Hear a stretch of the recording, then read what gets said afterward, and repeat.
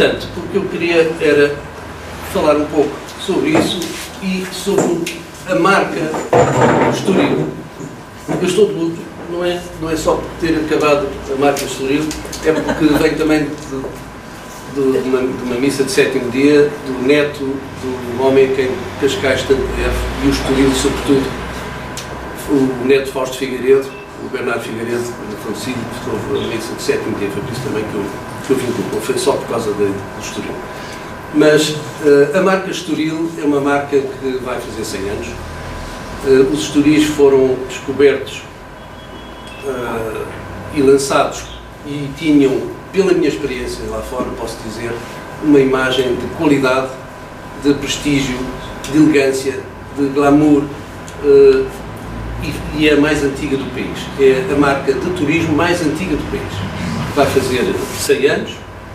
Era considerada, depois da Segunda Guerra, como, ou entre as guerras, primeiro, e depois da Segunda Guerra, sobretudo, uma das 8 joias da Europa, em conjunto com Deauville, Biarritz, com Sitges, Nice, Mónaco, Portofino e Sanremo. Portanto, alguns são destinos já ultrapassados, mas não há dúvida que eram os destinos mais importantes da Europa e o Estoril era uma das 8 joias da Europa na altura. Falar um pouco sobre a história, que já foi falado antes, mas vou só passar rapidamente pela história, para falar sobre uma nova estratégia que foi iniciada no ano 2000, portanto, na passagem do milénio.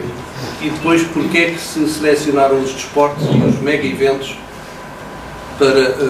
para ser a alavancagem do Estoril e como é que se procedeu essa seleção de eventos. Portanto, como disse o João Aníbal Henriques, na primeira tertúlia sobre Cascais de Sangue, o Estoril, Cascais era uma aldeia, era uma vilazinha que tinha uns casebres e o Dom Luís decidiu vir cá passar uns dias, depois mais tarde passar uma época, mais tarde o Dom Carlos também escolheu aqui Cascais para ficar e lançou-se Cascais entre a nobreza e mais tarde a alta burguesia que começou a procurar este local para ficar. Portanto, os Estoris foram a primeira região oficial de turismo de Portugal e estes são os marcos mais importantes da altura. Portanto, a construção do Casino do Estoril em 1916, portanto, praticamente vai fazer 100 anos, a exploração das termas, a designação Costa do Sol, que era naquela altura, e saiu num escrito de Fernando Pessoa e que, a partir daí, pegou como a Costa do Sol o destino. Infelizmente, já nessa altura tínhamos alguns problemas burocráticos, não registámos internacionalmente a marca Costa do Sol e os espanhóis vieram a aproveitar e registaram a Costa del Sol. Nós chegámos a acordo com eles, tivemos que modificar e modificámos para Costa do Estoril e, aliás, muito bem.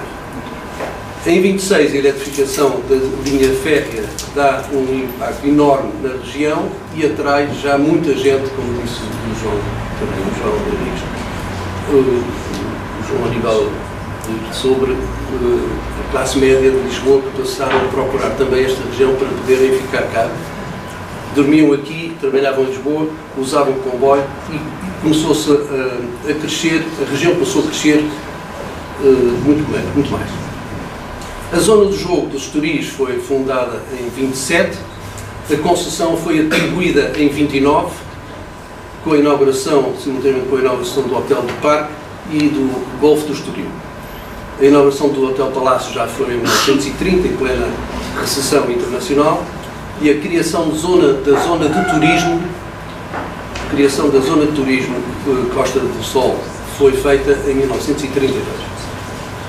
Portanto, Cascais era procurado já na altura pelas famílias que desenvolviam as suas grandes casas e muita gente começou a vir a Cascais para utilizar, para além das termas, também os banhos de praia. Isto era Cascais antigo, vê-se ali à direita o antigo casino de Cascais, que depois está abaixo. E este é o casino do Estoril, o casino que vai fazer 100 anos. foi feito nesta área. O Hotel do Parque, onde eu aprendi a nadar, na piscina que eles tinham, que era uma piscina de termas, morna, era ótimo. E aqui a linha férrea de Cascais, que tanto contribuiu, de Estoril, tanto contribuiu para desenvolver a região. As casas que foram desenvolvidas na altura, a circulação na Marginal não era muito densa, como podem ver. O grande sonho de Fausto Figueiredo, que realmente foi um mega projeto a nível europeu, do melhor que havia, e com o sacrifício mesmo da zona nobre, como disse também o João, para que podia ter sido utilizada para fazer mais prédios, acabou por ser dirigido para um grande parque e um casino no cimo, portanto, com as suas arcadas, um projeto espetacular. Cascais foi-se desenvolvendo e apareceram muitas casas grandes, senhoriais, na altura, nesta região, mas completando os casebres que haviam então na altura. Muitas vilas e vivendas se foram também criando na zona. Mais tarde, com a guerra, acabaram por vir, devido à neutralidade de Portugal, como sabem, vieram 6 famílias reais para o Estoril e que ajudaram, conjuntamente com os cidadãos desses países e com os turistas que vinham visitá-los, os estrangeiros que vinham visitar os seus reis exilados, começou a ser o Estoril um dos locais mais procurados na altura. Estamos, portanto, no fim, durante a guerra, onde havia tanta disputa interna aqui, e não de luta, mas de espionagem. Como sabem, o Estoril e Cascais, sobretudo o Estoril, foi uma região muito procurada por espiões de vários países, a Alemanha, sobretudo, Inglaterra e França, e foi onde esteve o Ian Fleming como agente secreto da segurança e de informação de Inglaterra, que teve, com tantas famílias reais e com o casino, começou o seu trabalho de escrever sobre o Casino Real, Casino Royal, que foi o seu primeiro livro, e depois toda a sua atividade do James Bond, que apareceu de futuro. Portanto, não há dúvida que James Bond nasceu também aqui. Ora, o crescimento deu-se regularmente a partir do fim da guerra, com uma notoriedade enorme do Estoril, sobretudo pela dimensão e pelo facto do envolvimento que teve na neutralidade, mas com as pessoas que vieram para cá viver, até ao 25 de Abril praticamente. Houve uma quebra drástica na altura, houve até tentativas de democratizar Cascais e Estoril e tirar-lhe a conotação de destino, de elegância, de qualidade e de prestígio. Portanto, democratizar o máximo que se podia. Fizeram-se algumas asneiras na altura, com desenvolvimentos muito grandes de propriedade, para atrair muita gente para vir para cá, fizeram-se grandes negócios e redimensionou-se o concelho a um nível já muito grande. Mais tarde faz a recuperação, a pouco e pouco, foi-se recuperando, mas nos últimos anos estava-se já numa certa estagnação e havia necessidade de um relançamento do Estoril. Foi nessa altura que o meu guru do turismo, que é o Martin Brackenbury, que era o presidente de um operador turístico, presidente do Tour Operator Study Group, era o presidente do Advisory Board do secretário-geral de Turismo da Organização Mundial de Turismo, portanto, não há dúvida que não há ninguém que pudesse ser mais importante. O turismo veio cá fazer e colaborar connosco para fazermos um plano estratégico para o Estoril e dizer quais seriam as linhas mestras para o desenvolvimento que se recomendavam. Apareceram 10 produtos estratégicos nacionais que foram promovidos nessa altura e nós escolhemos dentro deles aqueles que mais tinham a ver connosco. E depois de negociações com o trade local e com a Câmara, decidiu-se que tínhamos que enverdar por duas áreas. Uma que seria melhorar o produto, porque o produto tinha sido deteriorado, sobretudo nos últimos 20 anos, depois de 25 de Abril, tinha sido um pouco abandonado, era preciso melhorar o produto e criar uma nova estratégia promocional. Para a melhoria do produto foi recomendado e foi implementado a constituição de 10 task forces. Esses task forces eram os task forces eram constituídos por as forças vivas de Cascais em todas as áreas e pessoas que pudessem contribuir para se resolver os grandes problemas que havia locais. E, portanto, tivemos task forces para as praias, que era não só a capitania, mas era o saneamento, as águas, os restaurantes, também os funcionários da Orla Costeira, portanto, do Bardão, e a pouco e pouco foi-se desenvolvendo nessa área. Restaurantes e esplanadas, tínhamos um task force com a Aresp e com a Escola Superior de Hotelaria e alguns hoteleiros. Trânsito e parqueamentos, tínhamos sobretudo com a Câmara, reuniões constantes com a Câmara para se poder resolver problemas de trânsito local, recomendados e sugeridos por... Tínhamos o Task Force de Segurança, que também era com as forças policiais, portanto, Polícia Municipal, Polícia de Segurança Pública e Guarda Republicana, e o Porto, a Capitania do Porto. Um Task Cultural, um Task Force de Ambiente, um Task Force para Estradas e Sinalética, Task Force de Acomodação, Património e Desportos, relativamente ao golfe, que era uma das grandes âncoras de Cascais. Para o Task Force de Praias, portanto, colaborámos para requalificar a captação de bandeiras azuis e projetos de acessibilidade às praias. Em reuniões constantes com a Câmara, tivemos a sorte de encontrar também um engenheiro que estava muito vocacionado para isso e que foi extremamente útil na altura, e com o beneplácito da Câmara conseguiu-se desenvolver grandes ações nessa área. Renovação e requalificação do Pardão de Cascais, a Zarginha de Carcavelos, foram sugestões que saíram deste Task Force, como por exemplo o enchimento das praias, com mais areia. A areia tinha que ir para o Bugio e nós pagámos a diferença para se conseguir trazer essa areia para as praias, e encheram-se as praias com areia e foram redimensionadas. Fizeram-se os chuveiros, fizeram-se as casas de banho, como sabem, o Pardão foi refeito e foi modernizado. E um reforço da construção pública da situação ambiental nas várias praias de Cascais, reciclagens de lixos, colocação de contentores, tudo isso foram medidas desenvolvidas pela Câmara em consonância com as sugestões e recomendações deste Task Force, que funcionava todos os 15 dias. As câmaras de Oeiras, temos cá uma representante, uma grande amiga, as câmaras de Oeiras, de Sintra e de Mafra colaboraram muito nessas reuniões, apareciam sempre nessas reuniões, faziam parte dos Task Force e desenvolveram nessas próprias câmaras, nas praias das câmaras, muito do que tinha sido recomendado também para Cascais. E os cinzeiros de praia, acabámos por comprar na altura, fizemos mais de 50 mil cinzeiros, que eram aqueles cones de praia que nós distribuímos para evitar que as pessoas deixassem as beatas nas areias. Task Force Restaurantes, criámos o Prémio de Qualidade. O Prémio de Qualidade era em colaboração com a Aresp e com a Escola Superior de Hotelaria, em que os restaurantes que quisessem ter o prémio, que era uma placa de bronze que os que estão afixados às portas desses restaurantes.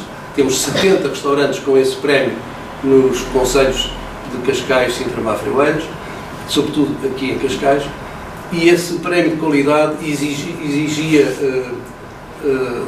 serviço de primeira, que era verificado pelos professores da Aresp e pelos técnicos da Aresp e professores da Escola Hoteleira, e havia depois um visitante de mistério que ia visitar o restaurante para ter a certeza de confirmar que tudo estava em consonância. Atraímos novas empresas para o projeto. E as esplanadas. Nas esplanadas tínhamos um problema, que era o equipamento que não estava em grandes condições, e conseguimos convencer, isto sem encargos nossos, apenas com colaboração de patrocínios, entre eles o Casino de Estoril, e os próprios proprietários conseguimos substituir as mesas, cadeiras e guarda-sóis que estavam nas esplanadas das arcadas do Estoril, do Jardim dos Passarinhos, do Largo Camões, que eram locais mais emblemáticos da região, para dar um exemplo aos outros que podiam trocar aquele equipamento de plástico com anúncios, que ainda por cima que era proibido, e conseguimos trazer uma coisa que era mais parecida com as antigas cadeiras de palhinha que havia, se bem que estes eram de PVC, mas era muito parecido com os antigos, e melhorámos bastante a imagem dessas planadas. Task Force dos hotéis, conseguiu-se, através da colaboração dos hotéis e com a Câmara que dispensou, na altura, a penalização da taxa que era necessária para a fixação da sinalética, conseguimos montar uma sinalética que foi pioneira no país, que é aquelas placas amarelas que vêm com os nomes dos hotéis. Portanto, os hotéis compravam as suas placas e compravam entre 2 e 6. Isto foi feito em grande consonância com a Associação Hoteleira de Cascais e com a Câmara. Mas não há dúvida que é uma ideia pioneira e que resolveu muitos problemas em relação ao direcionamento das unidades hoteleiras. Depois, no golfe, o que conseguimos fazer foi organizar uns torneios com alguns dos prémios que nós tínhamos para torneios de golfe, com a condição, dávamos essa colaboração para fazer torneios internacionais e para sócios, com a condição de que eles utilizassem o dinheiro para cobrir os driving range, que era uma lacuna dos nossos campos de golfe. Os estrangeiros, quando chovia, não sabiam o que é que iam fazer, se vinham para cá para jogar golfe. E então, com a cobertura dos driving range, já podiam entreter-se, já que não podiam ir para o campo jogar. Portanto, as atrações do destino. O destino atraía-se cada vez mais graças à localização. Não há dúvida que a localização do Estoril é espetacular por causa da triangulação que tem com Lisboa e com Sintra, e com o complemento urbano de capital e cultural também de Sintra. E isto apenas a 15 a 20 km de distância. As âncoras são as partes. As âncoras são, no fim de contas, os fatores mais importantes da região que serviram para depois nós selecionarmos o nosso plano estratégico. Eram os campos de golfe, era o casino renovado, foi a criação do centro de congressos, o nosso autódromo, a nossa marina melhorada, o novo clube naval, as praias redimensionadas e o Pardão e as novas unidades hoteleiras. E a nova estratégia dirigiu-se então para os desportos. Porquê? Porque consideramos, isto foi recomendado também pelo Malcolm Draper, nós chegámos a essa conclusão, que os desportos podiam resolver mais rapidamente a atração internacional. O resultado seria mais rápido, através dos mega-eventos. E os mega-eventos, através do Sports in Portugal, que nós mais tarde chamamos de Sportugal, que foi um slogan muito utilizado em Inglaterra, quando lá estava nos anos 80, para recuperar o tráfego turístico para Portugal. Portanto, Estoril, Portugal's Paradise. Em 2008 foi o ano um dos últimos anos que eu estive da Junta de Turismo. Tivemos conseguimos angariar 25 eventos, mega-eventos internacionais e 30 locais, que proporcionaram estes números de entradas de turistas para assistirem. As dormidas geradas foram da volta de 1 milhão e com uma evolução já muito favorável nestes últimos anos, com prova do resultado e do sucesso desta estratégia. O Estoril é o 4º destino turístico nacional, como vocês sabem. Os mega-eventos, portanto, era desde agora o golfe, cinema, moda que tivemos cá, os cavalos, ténis, o autódromo e a vela. Os fatores de avaliação para selecionar os eventos. Portanto, havia muitos eventos internacionais, nós tínhamos que arranjar uma maneira e uma forma de os selecionar. E então selecionámos 3 vetores, que eram o vetor da adaptabilidade, da rentabilidade e da visibilidade. Eles estão interassociados entre eles e muito ligados, e refere-se à adaptabilidade, a privilegiar a seleção de eventos relacionados com a alta qualidade física e natural das âncoras de Cascais. Portanto, o evento tem que ser adaptado a esta região, tem que ter a ver com o destino em si. A visibilidade é a garantia de cobertura na imprensa internacional e nacional, com horários de grande audiência, nos meios especializados, ou seja, os eventos, para serem interessantes e para nós irmos captá-los, tinham que ter grande visibilidade e uma grande audiência internacional. A rentabilidade seria a receita hoteleira e comercial que proporcionassem esses eventos. E através desses três vetores nós começamos a selecionar os eventos para Portugal. E, portanto, tinham a ver na adaptabilidade com as nossas âncoras,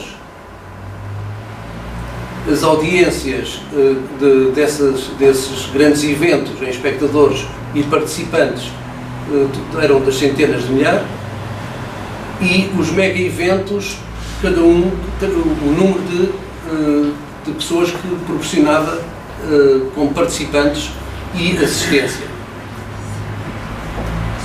Os critérios da avaliação na rentabilidade, nós conseguimos ter uma ideia do número de hóspedes e da estadia média, mas também, sobretudo, a receita que proporcionava à região era da ordem dos 9 milhões de euros.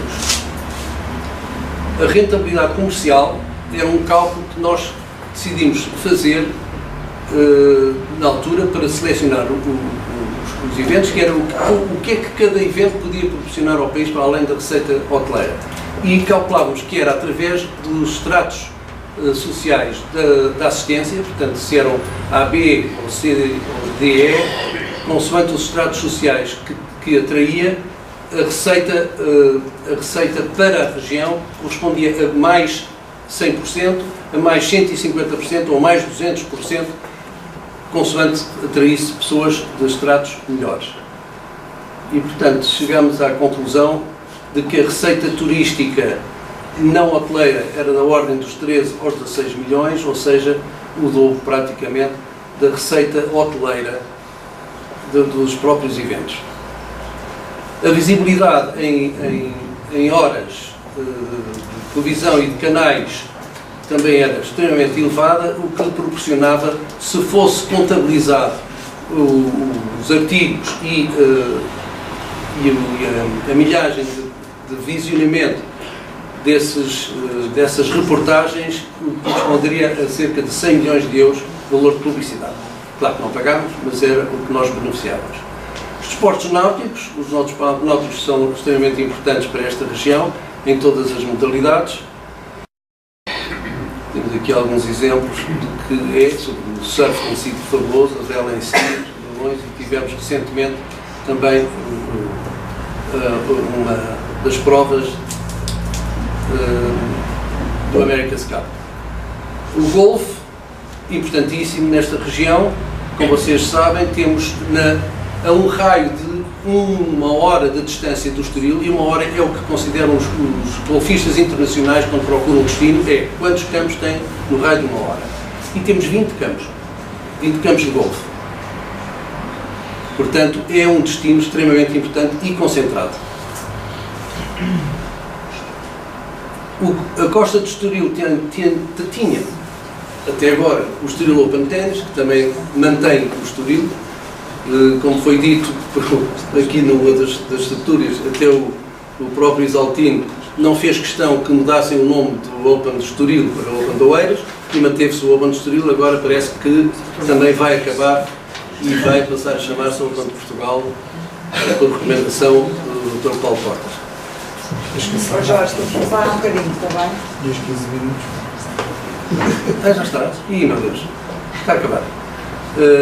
Portanto, a vantagem é a quantidade de pessoas que vêm a esta região através destes eventos. E o Wall of Sports teve lugar 2 vezes em Portugal, em 1 ano e 2 anos depois outra vez. É uma vantagem que é os Oscars do desporto, que atrai as grandes estrelas do desporto internacional. E atores de cinema que vieram cá para assistir a esse Laureus. Portanto, a ideia é desenvolver o Estoril, projetar a sua imagem às fronteiras através dos mega-eventos. Foi o que fomos defender, em representação da Câmara, a Valência, que tinha ganho a America's Cup e que precisava de angariar patrocínios para pagar essa America's Cup, porque foi extremamente caro, e convidou 31 destinos internacionais para apresentarem como é que se pode alavancar um destino através dos grandes eventos desportivos. Não sei se conheciam Valência antes do America's Cup, hoje em dia não tem nada a ver com o que era.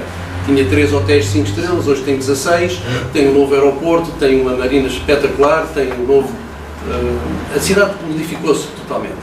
E nós fomos representar o Estoril e mostrar o que é que o Estoril usava para se redimensionar através dos grandes eventos. E falei nestes critérios de adaptabilidade, visibilidade e rentabilidade, que eles puseram no livro do Congresso e que atribuíram ao Estoril o primeiro prémio. Portanto, ganhamos o primeiro prémio em 31 destinos internacionais neste Congresso Internacional. Portanto, hoje com o hipódromo renovado, com as praias melhoradas, com a marina e a nova cidadela, temos certeza que a nossa região está pronta para fazer um arranque forte se nos deixarem utilizar a marca, uma das marcas mais importantes, que é a marca Estoril. Muito obrigado.